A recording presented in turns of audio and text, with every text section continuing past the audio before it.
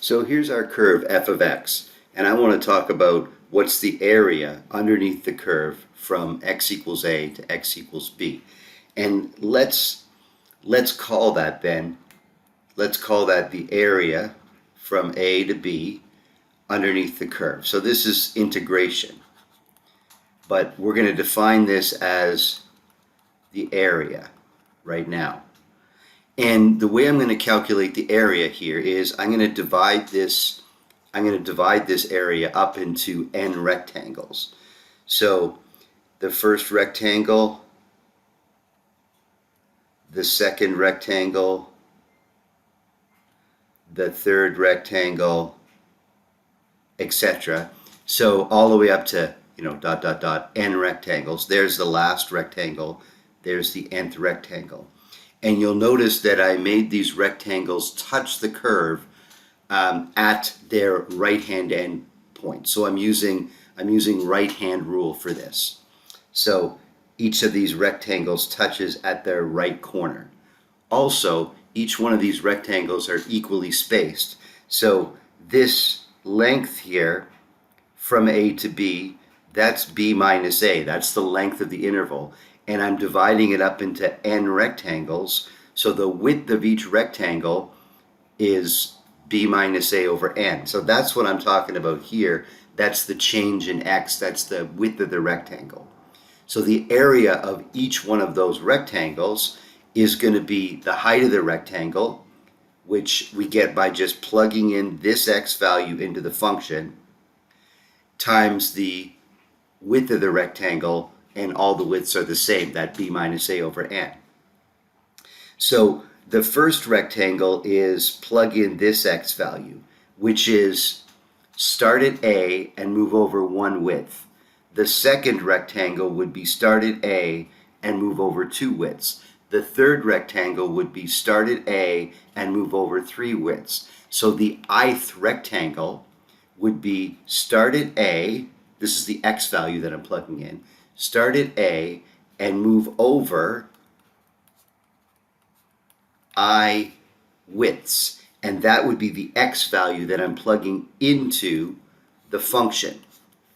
That would be this height, the right-hand interval. That would be how tall the rectangle is. To get the area of that rectangle, I would just multiply that by the width of the rectangle. All the rectangles are b minus a over n. So this would be the area of the ith rectangle. So what's I? Well, I is just, when I'm talking about the first rectangle, I is 1. When I'm talking about the second rectangle, I is 2. Third rectangle, I is 3. All the way up to the last rectangle, the nth rectangle. Let's just look at the nth rectangle for a second.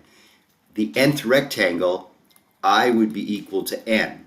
So if I throw n in here for I, that n and that n cancel, and I get a plus b minus a. Well, okay, a and minus a cancel. So this is just f at b. Oh yeah, that would be this rectangle. That would be the height of it. Plug in b into the function. F at b would be the height, and I'd multiply it by the width. So in other words, it works for every rectangle. All right. So here then is our area of the ith rectangle. There's n of them. So I want to add it up. I want to add this when I is 1, plus when this when I is 2, plus when I is 3, all the way up to when I is n. So we could write this out plus, okay, this will be super tedious, a plus b minus a over n. So if when I is 1 and then when I is 2 times b minus a over n plus dot, because I'm lazy, I don't want to write this all the way out. The last one would be, I know that it's going to be f at b, we just said that, but I want to keep the pattern. So I'm just going to make that an n there, times b minus a over n. So we could do that, add them all up, and that would be the area of n rectangles added up, which would be approximately the area underneath the curve. What we can do here, though, is like each time I had to write b minus a over n, b minus a over n. Let's factor that out. So that way I can just write f of a plus the width times 1 plus f of, okay, now let's move over 2 widths plus dot dot dot all the way to the last one when I would just plug in n, and I'm going to factor out the b minus a over n. So I don't have to keep multiplying it by each time. I'm just going to add them all up and then multiply. We can do some more simplifications. Actually, all math terminology, all math like notation seems to be a way to like gain efficiency in writing. So the only difference between this piece is I equals 1, I equals 2, I equals 3, I equals n. So that's what this is saying here. This is Greek letter S, sum. So take the sum. First I equals 1 all the way up to n. So we're taking I equals 1 plus I equals 2 plus I equals 3 plus I equals 4. And that adds up. This is a way of writing add up all those y values, add up all those f of with it, and the only thing that changes is I is 1, then I is 2, then I is 3, then I is 4, all the way up to I is n. Then multiply the whole thing by the width of the rectangle, the width of all the rectangles. That's this factored out piece down here. That's that factored out piece down here. Okay, so that would be an approximation. Now if I take the limit as n goes to infinity, so right now if I double the number of rectangles, I'm going to get a better answer. I'm going to get a more accurate area estimation because my rectangles would be skinny. Oh, okay, that's it. So in the end I'm going to be taking the limit as n goes to infinity. Notice that as n goes to infinity, so I'm running out of space here, but as n goes to infinity, as the number of rectangles goes to infinity, it's the same thing as saying the width of the rectangles goes to 0. Because if I cram in an infinite number of them, they have to get infinitely skinny. Anyway, let's clean this up here. What we've derived then, what we've said, that as n goes to infinity, as the number of rectangles goes to infinity and they get infinitely skinny, that this sum of n rectangles approaches in the limit the actual area. So that's a way to get the area. We've defined this as the area. So what we've made then is we've made our limit sum definition of an integral. So here's our limit sum definition of an integral. So integrate from a to b, the function with respect to x is the same thing as the limit as the number of rectangles goes to infinity, and here's the height of the rectangles. Here's the height of the rectangles times the width of the rectangles, and I'm summing up n rectangles. What does this mean we can do?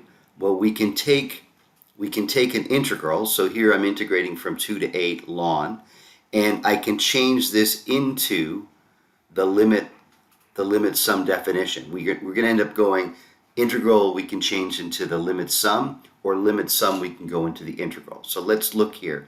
Let's identify. It looks like a is 2 and it looks like b is 8. So then from 2 to 8, that's 6, a length of 6. So this width of the rectangles would be 6 divided by n if I have n rectangles. This integrate from a to b is kind of being taken, is being represented by that limit sum. That's the integrate. So identify an integral is a sum, really. And now the function we're talking about, it looks like it's the ln function. And what's going in there? We're starting at 2 and we're going up each time we're moving over 6 over n. 6 over n is the width of the interval, I. So there's the function at a plus width times I, and the whole thing times width over n. So we can change this integral into its limit sum definition. Or we can go the other way around. So Here's, get rid of this. Here's a limit sum definition, and I'm going to write it as the integral. Now the way it looks like the, oh, and there's not a unique answer going this way. It looks like the function itself is sine. So I've got integrate. The interval length seems to be 2 units long, and it looks like if I'm matching this a plus, it looks like a is 1. So I could say I start at 1 and I go to 3. That would be b minus a, would be 2 over n. It looks like the function is sine dx. So this integral is this limit sum. Notice too that this width of the interval, which I had previously called delta x, sort of morphs into that dx there. So I can write a limit sum as an integral, which might be an easier way to do it. But it's not the only unique answer. We could also do it this way. Here I thought that a was 1. I could start with my assumption that a was 0. The interval is still going to be 2 units long, so I must go to 0 to 2. But the actual function would be 1 plus x. So that 1 is not the a that I'm substituting in. It's a part of the function. dx, the width of the interval, is still turning into the dx. So there's not a unique way of turning a limit sum into an integral.